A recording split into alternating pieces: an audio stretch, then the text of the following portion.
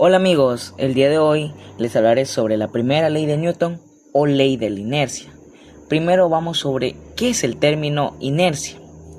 El término inercia se refiere a la tendencia de un objeto a mantener su estado actual de movimiento o reposo a menos que una fuerza externa actúe sobre él. Pero antes de enfocarnos en qué es la inercia, retrocedamos un poco y hablemos sobre su origen. Para empezar, la ley de la inercia no se le ocurrió de la nada a Newton.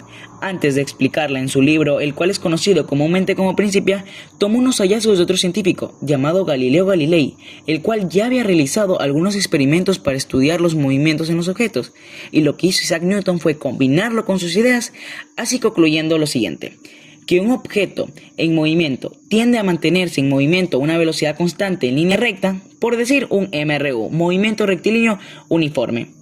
Y cual nos dice también que un objeto en reposo tiende a permanecer en reposo, a menos que una fuerza externa lo cambie. O sea, aquí damos a entender que el objeto se queda en su movimiento, el tal sea rectilíneo o podría ser en reposo, siempre y cuando no intervenga otra fuerza. Entonces, vamos a explicar lo siguiente.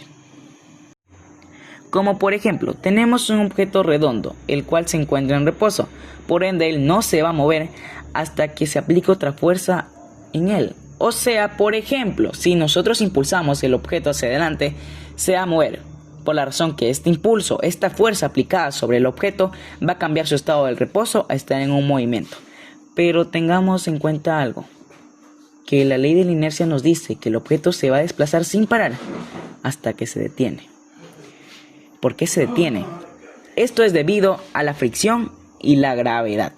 Como sabemos, la fricción aparece cuando dos objetos están en contacto, es decir, se tocan cuando están en sentidos opuestos o cuando uno está en desplazamiento y el otro está en reposo. En estos dos casos se llama fricción. Ahora regresemos a nuestro ejemplo. Como ya conocíamos, el objeto redondo se detuvo en un cierto tiempo. Esto fue debido a la fricción y la gravedad. ¿Y qué es la gravedad? Como sabemos, la gravedad es la fuerza que atrae los objetos hacia el suelo. Entonces sabemos que cuando nuestro objeto se detuvo, podríamos llegar a la conclusión que todas las fuerzas aplicadas en nuestro objeto era igual, por eso llegó a detenerse. Entonces, ¿qué pasa si lo volvemos a empujar? Aplicamos una fuerza mayor a este objeto provocando su desplazamiento, o sea, una fuerza va a cambiar, así provocando su movimiento rectilíneo. Entonces podríamos decir que si no tendríamos fricción, nuestro objeto seguiría rodando infinitamente. Sí. ¿Cómo se logra esto? ¿Cómo se logra anular la fricción? Pues para anular la fricción necesitamos un suelo completamente liso para así poder que nuestro objeto gire infinitamente, ya que no va a haber otro rozamiento, otra fuerza el cual detenga nuestro objeto.